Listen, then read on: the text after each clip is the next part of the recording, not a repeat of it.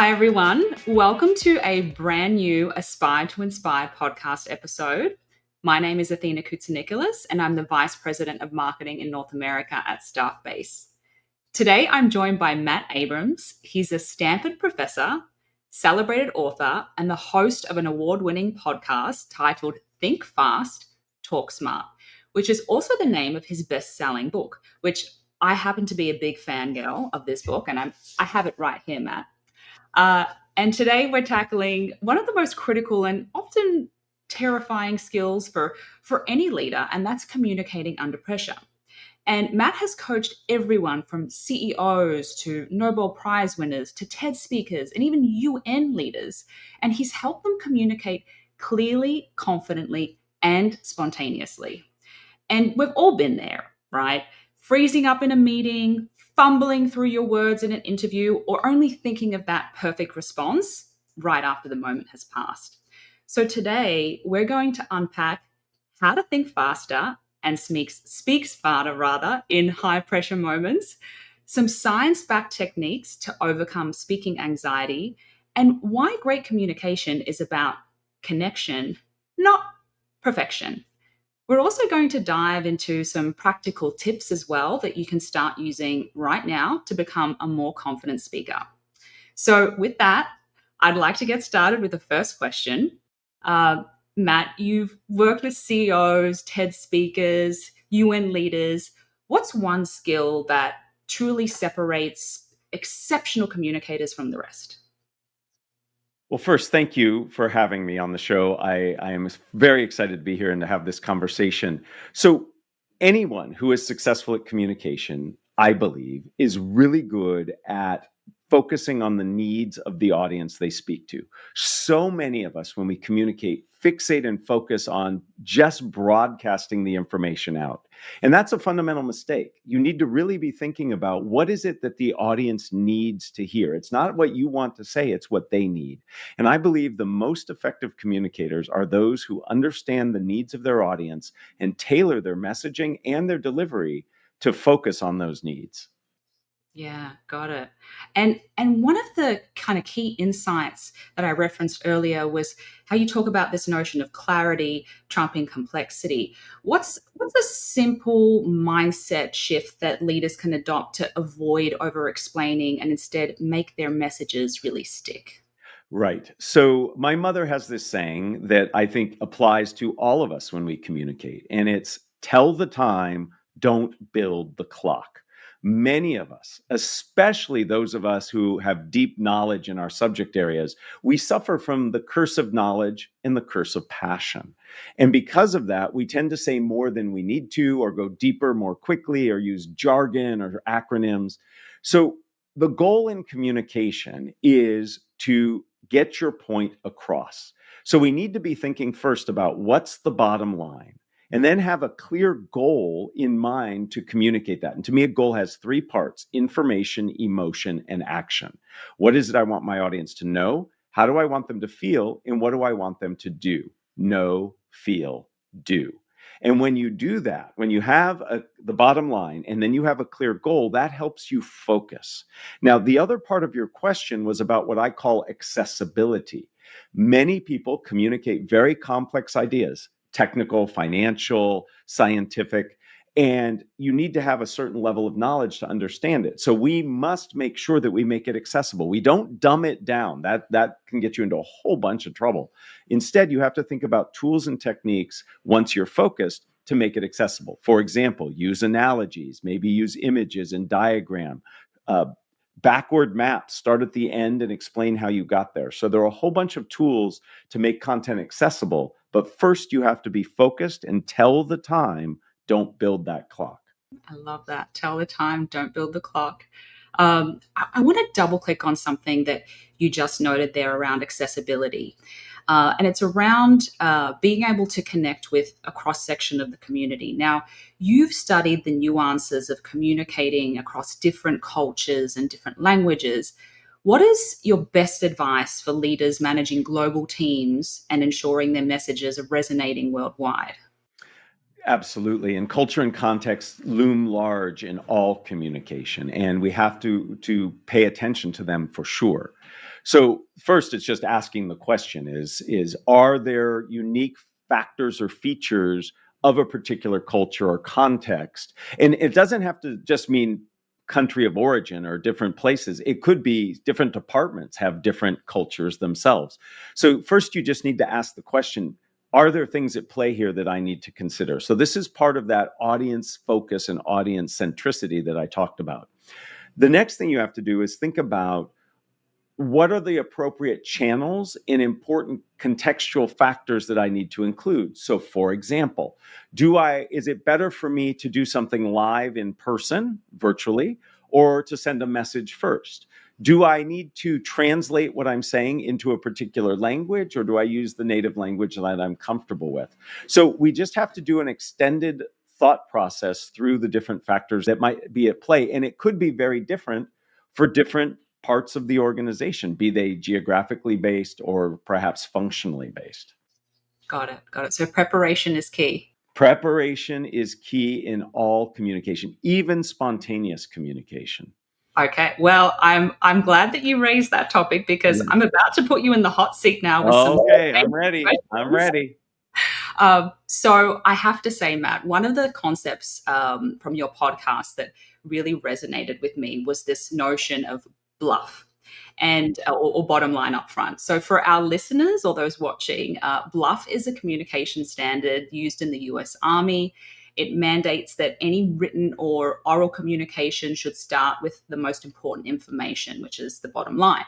Um, and this approach is designed to ensure clarity and directness in all communications. And the purpose of BLUF is to deliver those key messages right at the beginning. And one of the things that I love about BLUF is that it encourages brevity, which is often needed in a very fast-paced, moving environment, which we're all operating in. Matt, what are the times when leaders shouldn't practice BLUF? Are there any exceptions? Certainly. I think the first thing that comes to my mind is when there is some type of emotion at play, it is important not to be overly brief and concise. Emotion takes time. And so if you are announcing something that has some emotional impact, be it positive or negative, probably the negative is more important to be thinking about this, but you need to give it space and you need to give it time. And you might ask questions rather than make declarations. Questions invite more to be said.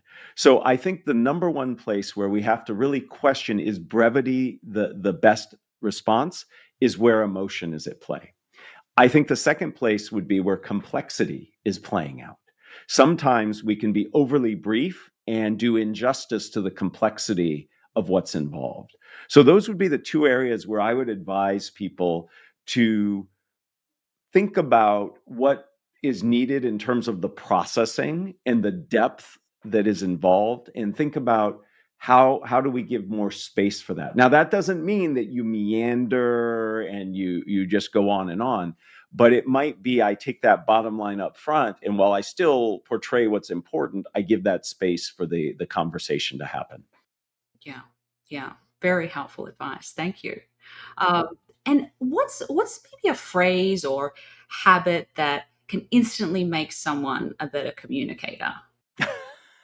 So I wish there were just one phrase that could make somebody an amazing communicator. So I'm going to give you a couple phrases.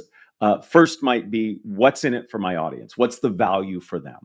And really thinking about, from the audience's perspective, how could they take value? I think if you ask that, that's important. I think asking yourself, what's the bottom line of what I'm trying to get across? Because that can really root and focus you. And then I also think the final question, the third would be, how can I make this content engaging? I believe the most precious commodity in the world today is attention. Getting attention, and more importantly, sustaining attention, is critical. And I define sustained attention as engagement.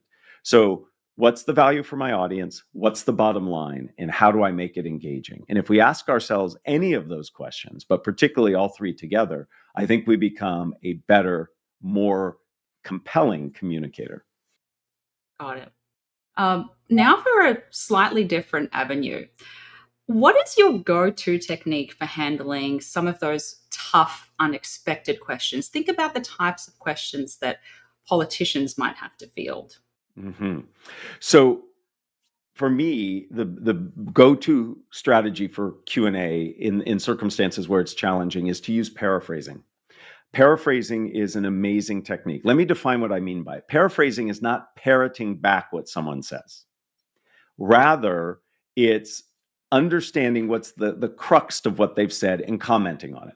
It could be a big formal paraphrase. So what I hear you asking is, and I repeat some version of it in my own words, or it could be just highlight one word and then move from there. Here's the power of paraphrasing. Not only does it validate the question, like I heard it right, there's no sense answering a question you were not asked. It also validates the asker. It feels good when somebody paraphrases you. So it's a way of building connection. It's a way of demonstrating I'm concerned and care. Additionally, it buys time. Paraphrasing is what we academics call a lower order cognitive skill. In other words, you can do it and be thinking about something else, like my answer. And then finally, and I'm not advising that people do this necessarily, but paraphrasing allows you to do it. It allows you to reframe the question a little bit to make it more comfortable for you to answer. So I'm not saying be a politician and answer the question you wanted versus the one you got. But let me give you an example if you'll allow me. Imagine I'm a salesperson selling something and you ask me a very tough question like, why are you so expensive compared to your competitors? That's a hard question. Now, I certainly don't want to paraphrase it by saying, so you're asking why we're more expensive. Bad idea. I'm just reinforcing that. It But what almost I'm sounds but patronizing. what I might say is the value of our product is. Do you see what I just did there? I paraphrased your question about price into value. And then I give you our value proposition. And at the end of the value proposition, I then say, and because of the value we provide, we charge the price we do. So I do answer the question about price, but I reframe it in the paraphrase to make it slightly easier for me. Now, certainly that is fraught with some potential challenges, and you have to be careful doing that. But paraphrasing to me is the go-to way to handle challenging questions. It buys you time, it makes sure you're answering the right question, and if appropriate, it allows you to reframe the question a little bit to help you answer it more comfortably. Got it. So in this context, would you say the paraphrasing that you're describing, it's almost like a repackaging technique? It certainly is. I think that's a great analogy for what it's doing. It's repackaging for you and in many cases the audience. Paraphrasing does other things too, so it helps the audience better understand and connects them to what you said, to what you're about to say. So yes, it is a way of reframing, repackaging to help you. Thank you. Uh, Now I'd like to delve into more of the craft of communication, Mm. especially when it comes to things like overcoming anxiety to be a better Mhm. communicator. And in your book, Think Faster, Talk Smarter, it really helps people succeed in these high pressure speaking moments. What inspired you to write it, and why do so many of us struggle with spontaneous communication? Oh, there's a lot to that question. So I was inspired to write the book for a couple reasons. One, my entire life I have spent speaking spontaneously simply because my last name starts with the letter A. I was always in school. I knew exactly where I would sit. Many teachers, most teachers, sit students alphabetically. My last name is AB. Very rarely have I ever had anybody go before me. So I would always go first. So I have been a victim of spontaneous speaking, but also I feel like it's developed into a superpower because I've just gotten used to it. So that's part of it. And then the other part is about 10 years ago, the deans of Stanford's business school, where I teach, came to me and said, we have this problem. Our incredibly bright students are struggling with cold calling. Athena, you might remember in school where the professor would say, what do you think? And you had to respond on the spot. Well, that's hard. And many of our students were really struggling. And they said, as the communication person on campus, can you help? And so I did a deep dive into psychology, communication, neuroscience, anthropology, and even improvisation, and did a lot of research and study and created a methodology that we offered to our students. And to this day, within the first 2 weeks of class, every school year, our students go through this content, and it has helped them feel more comfortable and confident speaking in the moment. So it was born out of my own experience, but also a direct need of our students. And it turns out that methodology can be applied by anybody. And that's where I was motivated to write the book, because I knew this was a problem many people faced because of the podcast I host, Think Fast, Talk Smart, where a lot of the audience will say, hey, I'm really struggling with this. So it was a confluence of all those things that led to writing the book. And the good news is it seems to be helping people. And I feel wonderfully blessed to be helping people communicate in the moment. I love that. And it's great learning about the impetus for the book as well, getting a backstory. Super interesting. Back to the book. So you outlined this very comprehensive 6-step framework for thinking and speaking on the spot. Can you share one of the most powerful techniques from that method? Sure. The methodology in the book are divided really into two parts. There's the mindset and the messaging. And if you'll allow me, I'd like to give an example from each of those two. So when it comes to mindset, perhaps the foundational place to start is anxiety. Many of us are nervous about speaking, regardless of context, but particularly spontaneous speaking. So we need to manage that anxiety. And when it comes to managing anxiety, you have to manage symptoms and sources. Lots of things you can do to manage the physical symptoms. The best thing to do is deep belly breathing. It slows down your autonomic system. Happy to talk more about that. But you also have to deal with the sources of that anxiety. And one big source, and this is a big unlock for many people, is we put this incredible pressure on ourselves when we communicate at all, but especially spontaneously, to do it right. We want to give the perfect answer, the best feedback. We want to be the most interesting in small talk. And that pressure we put on ourselves makes it more likely that we won't do well and will be more nervous. So I like to say it's about connection, not perfection. By focusing on connecting with your audience and getting your point to them rather than saying it the right way, you can reduce that pressure. And there are a whole bunch of ways in the book I talk about it, but it boils down to cognitive load. When you are constantly judging and evaluating, you have less cognitive bandwidth to focus on what you're doing. So when it comes to mindset, addressing anxiety, I think, is critical.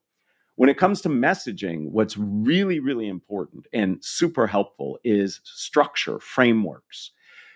In the moment when I have to respond, I have to decide what to say and how to say it. Structure helps you with the how to say it part. It's a recipe. I'm a lousy cook, but I'm a better cook when I follow a recipe. So there are lots of structures you can use. The book is full of them. The structure I always share that people already know, if you've ever watched a television advertisement, you've seen problem, solution, benefit. There's some issue, challenge in the world. The product or service resolves it. You benefit. That's how most advertisements are written. That's a structure. If I have to sell you on, if you ask me to persuade you in the moment or sell you on something, that's tough. But if I say, okay, I'm going to identify a problem, I'm going to talk about how I solve it, and then tell you the benefits, then it becomes easier. So mindset and messaging, focus on anxiety management, focus on structure. Those are two big hacks and unlocks to be better in spontaneous speaking. And then just let's double click on the anxiety. Mm-hmm. Uh, you talk about this notion of connection, not perfection. How do leaders embrace this when they're feeling that sense of anxiety, when they're feeling under pressure? Are there techniques and methods that you've offered in the past? Yeah, so I am a huge fan. All of my students, for over 20 plus years I've been teaching, I ask all of my students to create an anxiety management plan.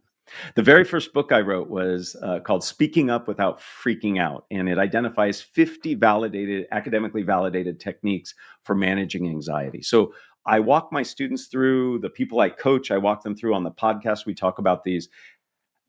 There are myriad techniques to manage anxiety. Everybody needs to find the ones that work for them. And then you create a plan. If you have 3 to 5 of these techniques that you can deploy, it can really help you in the moment or in the build up to the moment that you speak. So if you're okay with it, I'll share my anxiety management plan. I've been using this one for years. So first and foremost, I will take some deep belly breaths. And what the research shows is it's not the inhalation, it's the exhalation that's so important. So I like to say the rule of thumb, or jokingly, the rule of lung, is you want your exhale to be twice as long as your inhale. So I take a 3 count in and a 6 count out. I do that 2 or 3 times. That reduces my heart rate. That calms me down. Now, I have another symptom of anxiety that really I'm very self-conscious of. I blush, I turn red, and I perspire.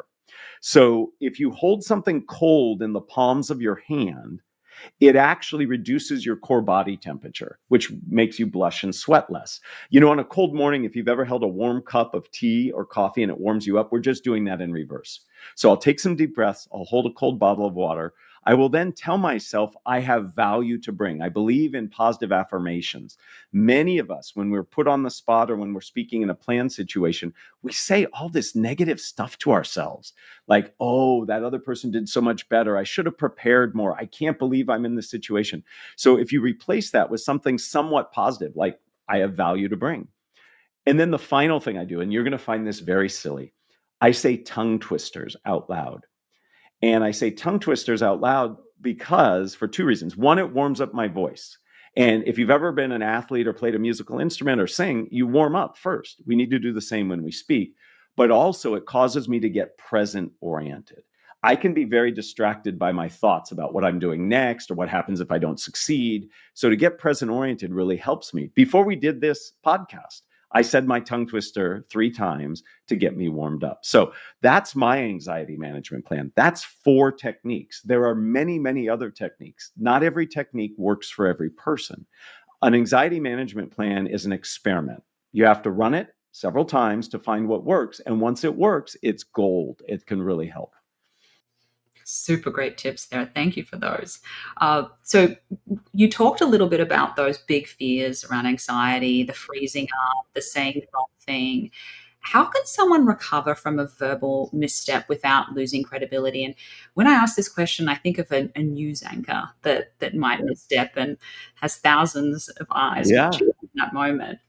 Yeah, it's so funny you bring up a news anchor. So we just released on Think Fast Talk Smart a mini series about speaking spontaneously, and one of the people. So I interviewed 6 people whose jobs it is to speak spontaneously, and the whole third episode in the mini series is what do you do when you screw up? And one of the people I interviewed, Annabelle Williams, is a news broadcaster in Australia, and she has had some doozies of some mistakes. So in that moment where something happens, a few things. First, you have to make a critical, fast decision. Is this something that has to be corrected now or not? We all make mistakes when we speak. We say something wrong. We don't go enough detail. Miss a step. In that moment, you have to decide, is this critical? And what you base that decision on is up to you. Is it vital? Is there risk or danger for what from what I said, et cetera? Often what we know is a mistake, others don't perceive as a mistake. We know what we intended to say, but the audience didn't. So often these mistakes that we feel we've made aren't even seen as mistakes. So we have to make that initial decision. If the decision in the moment is to correct, then I think you simply stop and correct at an appropriate time. Don't make a big deal out of it. Now, oh my goodness, I made a mistake. I can't believe I made. No, just, oh, let me check that and go back and just state it again. People are very forgiving. We feel we're always being judged as if we're on one of those talent shows on TV. We're not. We're not. There's actually something in psychology called the spotlight effect. Many of us feel like we're always under the spotlight, but the reality is everybody feels that way. So rather than people shining their spotlight on you, it's on them and people are judging you less. So the biggest thing you have to do is make the decision, do I respond or not? Second, if you do decide to respond, just float it in, don't make a big deal out of it, and then have a little grace on yourself. You don't have to ruminate, you don't have to beat yourself up. I like to define mistakes as missed takes. You know, in television and film, they'll do several takes of a scene. So when something goes wrong, I just say, oh, take 1, now it's take 2, and you just move on. So we blow these things up often more than they deserved to be. Yeah, and I love the concept of introducing levity as well. Thank you. Yes. So levity can be really helpful in those moments. Again, it depends on the context. If you're talking about something very serious, levity can be a bit of a challenge. But sure, especially if it's directed at yourself, right? Yeah, everyone loves a little bit of self-deprecation, but yeah, That's but right. you're right, Just as important. There's a lovely example. I interviewed an NFL referee, Brad Rogers. He's on. Millions of people watch him speak spontaneously, and he made a pretty significant mistake, although not consequential. And he made fun of it, and people enjoyed it and excused it. And if you can do that, it's a great way to get out of that circumstance. Great. Another question around the book. So, in Think Faster, Talk Smarter, you introduce this idea of using yes and Hmm. thinking from improv, right? So, how can this approach help us sound more natural and engaging in conversations? I am a huge fan of improvisation. I am not an expert at it, but I enjoy trying to get better. Improvisation is a mindset beyond just being a practice. And one of the foundational tenets of improvisation is yes and. And what yes and is it's really a mindset. It's looking for commonality and connection. And when we communicate, communication is all about connection. In fact, the word communication comes from the root to make common. The way you make something common is through connection. So it's very powerful and important to work to connect. So having a yes and mindset opens you up to possibilities. So when I am in a conversation and perhaps it turns conflictual or contentious, rather than entrenching myself in my position and you in your position, I look for commonality. Where is there something that we can say yes and to? Maybe we're diametrically opposed on the approach, but we both agree that doing something is important. That's the yes and moment. And that's where we can find time to connect. When I take a yes and approach, it draws me in. It helps me be more expansive. It helps me be more present. And all of those things help communication. So I challenge everybody to just take an approach where you see it as an opportunity. I am certainly not saying that you say yes to everything. That's not the approach. It's looking for opportunity in communication. And conversely, when I am initiating conversation, it's providing opportunities for other people. So think about small talk. Many of us in small talk think that the goal of small talk is to be interesting, to ace the ball over the net if we were playing tennis. But in fact, effective small talk is more about being interested. I learned this from Rachel Greenwald, a guest on my podcast. You want to be interested, not interesting. And instead of acing the ball over the net, think of it more like hacky sack, that beanbag game where you just try to pass it back and forth. And the whole goal is to set your partner up so they can pass it back to you. That's a yes and mindset. So when I have a small talk with you, I'm not thinking about, I got to say something great so you don't have anything to say. I want to say something that invites you to say something back. That's yes and. Okay. So more on small talk. Yeah. I think I've been doing small talk all wrong. How should we be approaching small talk? I doubt you've been doing it all wrong. When I wrote the book, in the last part of the book, the second part of the book has 6 chapters on specific spontaneous speaking situations and gives advice on those. How to answer questions, how to apologize, how to give feedback, how to pitch something in the moment. And the last chapter I added, almost as an afterthought, was small talk. It turns out small talk has been the topic people have been more interested in than anything else. So it kind of surprised me, but I understand it. Big things happen in small talk, but it's incredibly awkward. So the first thing to think about in small talk is exactly what I had just mentioned. It's about being interested, not interesting, which means the goal is just to keep the conversation going and you can learn from it. So how do you do that? Well, you ask questions. You notice things in the environment and comment on them. You do what my mother-in-law did. My mother-in-law had a black belt in small talk. She was an amazing. And her superpower was 3 simple words. Tell me more. By simply asking somebody to say more, you connect, you learn more. So a lot of it is approach. The other thing that really holds people up in small talk is how do you start it and how do you end it? So you start simply by observing something or commenting on something that is in the environment. So it doesn't take much. I recall I was at a conference and I didn't know anybody at the conference and we had just heard the keynote and we were then lining up for a buffet.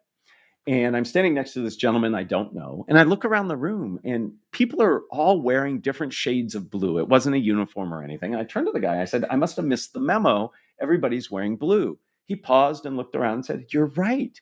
And that's all it took for us to start a conversation. And he and I have become friends. When I travel to his city, I visit him. He does the same when he comes here. And all it did was start with an observation. So we feel like we have to start with some amazing opening line. You don't. It's just something simple. And then the bigger problem, I think, is how do you get out of it? A lot of us don't start small talk because we don't know how to end it. And those of us who try to end it, we often rely on biology. Oh, I got to go to the bathroom. I'm hungry. I'm thirsty. And that can backfire. I was talking to this guy once when I wanted to get out of the conversation. I said, oh, excuse me, I've got to go to the bathroom. He said, oh, me too. And now the conversation continued in a much more awkward way. So Rachel Greenwald, again, the woman who told me interested, not interesting, has this wonderful way of exiting. It's called the white flag approach. And it's not white flag for surrender. In auto racing, they wave the white flag to signal the last lap. So if you and I, Athena, are in a small talk conversation, I might say, in a few moments, I need to go over there and I want to chat with that person. But before we go, I want to dive a little deeper into this one topic. So what I've done there is I've signaled that in a few minutes, I'm going to exit. You're aware of it. I'm aware of it. We can both prepare for it. But I want to just have a little bit more of a conversation. And it is such a graceful, elegant way to exit. So what do you think? Are those techniques, do those I techniques love make that. it? I love the idea of seeding the exit Yeah. because I'm one of those people. I get in those situations where it's like, I really need to go. I have to dash to my next meeting or my next appointment, but I'm enjoying the conversation. I've never tried that approach before. So I'm going to add it to my repertoire. Thank you. Well, great. And let me know how it goes. Let me know how it goes. It's fun. Most definitely. Matt, as we wrap things up, I'd love to put you on the spot one more time. You have coached so many incredible speakers, from CEOs that are preparing for IPO roadshows to high stakes negotiations. If you could share just one tactic with our listeners today that instantly boosts confidence and executive presence, what would it be? Oh, you asked me for one. I'm going to give you two, one of each type, one of in each category. So, whenever you communicate, you have to be concerned with the content, what you're saying, and then how you're saying it. So, let me give you a best practice for each. So, in terms of content, especially for senior leaders, especially for people wishing to connect. So, if you're giving a huge talk and you really want to connect with the audience, break those barriers down. Questions first. Start with a question, a provocative question, a polling question, a question you don't really expect an answer to. Questions lead to engagement. Your brain responds differently when I ask a question versus when I tell you something. So something that's a huge unlock for many people is leading with questions. So that's number one. Number two, in terms of presence, what's really important is how you hold your body. The very first thing people see is your body, be it virtual or in person. And you want your body to be three things: big, balanced, and still. Big, balanced, and still signal confidence. So you pull your shoulder blades down. That makes you bigger. You're not puffing your chest out. You just pull your shoulder blades down. You want your head straight, not tilted. You don't want to be leaning. And then finally, still. Many of us, when we're nervous, we rock side to side or sway forward and back. I'm not saying be rigid, but if you hold a posture of big, balanced, and still, that portrays confidence. And if you add questions as a way to engage and to start, then you've got your audience with you. You're not talking at them, you're talking with them. And those two are huge for anyone wishing to communicate, especially in high stakes situations. Got it. As you're saying that, I'm thinking about something else, another concept that's embedded into the notion of asking questions, and that's the importance of tonality. Mm. Tell me a little bit about how you've worked with folks on tonality, particularly women, because Mm. as I'm sure you're aware, women, when they're often making statements, they can sometimes end those sentences on an up note, which makes their Yes. statement sound like a question, which undermines the validity of what they're trying to say. So I'm curious, do you have any insights there? Well, you are being very insightful by bringing up this notion of tone and tonality. And tone and tonality refer to two different things. One is what you're talking about, which is the way the voice sounds. But there's also the tone, the intensity, the emotion, and both are important. Let me talk about the latter first. There's an old acting technique, and by no means am I an actor, but when there's a tone, an emotional tone you want to convey, it's really important to do two things. And actors are taught, think of a time in your life where that emotion or tone played out. and remind yourself of that before you speak. So you immerse yourself in that. So if I want to be very solemn and concerned, I think about a time in my life where I was that way before I speak, and that just puts me in that moment. But you also want to name it. Naming emotions are important, especially if they're authentic. So you might say, I'm really excited to be here. You demonstrate it, but you also say it, and that's important. So that's the emotional tone. In terms of vocal characteristics, as you're discussing, you're right. Sometimes people's volume goes up at the end of sentences, up talk, which makes it sound less assertive. Sometimes people get really quiet at the end of their sentences, which makes you sound uncertain. So the key here is working on breath. We do these things out of habit, often because we're running out of breath. Many of us, when we get nervous, we breathe shallow. You can hear how my voice sounds different, can't you? I'm breathing shallow now. And I have to take more breaths. And I might get quiet at the end of the sentence, or my voice might go up because I'm just running out of breath. So if we breathe lower and slower, we have more control. The single best way to work on your breath is to read out loud. We all have a tremendous amount of things to read. It's our email, our technical specs. There's lots to read. Take 5 minutes a day and read what you normally read, but just read it out loud. And the reason reading out loud is so important is, one, you're vocalizing as you do when you speak, but because the words are in front of you, you can actually focus on your breath. And you can think about, where am I breathing from? What's my voice sound like at the end of my sentences? And then if you're really brave, record yourself and listen, and you'll begin to hear your habits. But by reading out loud, you build vocal stamina. Just like if you're an athlete, you need to build stamina. You need to build the ability to speak for long periods of time. And that breath control allows you to control what your voice does at the beginning or ending of your sentences. Wow. I have to say, Matt, this is definitely a full circle moment for me. I've, like I said at the beginning of our discussion today, I've long since been a fangirl of your work, Well, and thank you. I've really enjoyed the conversation today. I've learned so much, as I'm sure our listeners have as well. So I'd like to thank you for all the wonderful insights, for spreading your wisdom with the community. I know that these are all incredibly helpful tips that communicators around the world can benefit from. So thank you again. Folks, I'm Athena Koutsonikolas. I really hope you enjoyed this episode of Aspire to Inspire with Matt Abrams, and be sure to join us again. Thank you. Hey, if you're getting value from today's conversation, make sure you subscribe right now so you don't miss any future episodes of the Aspire to Inspire podcast.